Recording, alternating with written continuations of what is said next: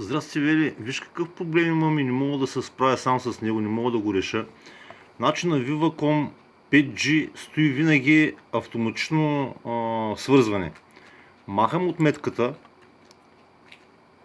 отивам на тая връзка, прекъсвам я и слагам тук отметката, дето няма 5G.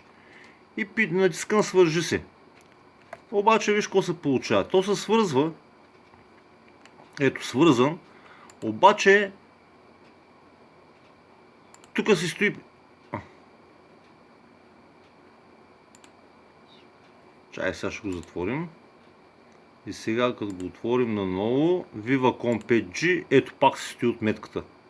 Автоматично свързане, аз съм я махнал. А пък тук отметката, ето виж, няма я. Там където искам да я има я няма, а пък стои тук където не ми трябва, защото той много пречи, от тук не мога да се свържа от 5G. Мога да се свързвам само там където няма 5G. Аз поставям отметка, натискам да свържи се, обаче като отворя, тя отметката се прехвърля ето тук отдолу, дето не ми върши работа. Знаеш ли откъде да вляза в настройките да го оправя това нещо и как да го оправя изобщо? Благодаря ти предварително, ако можеш и да не можеш, пак ти благодаря за вниманието.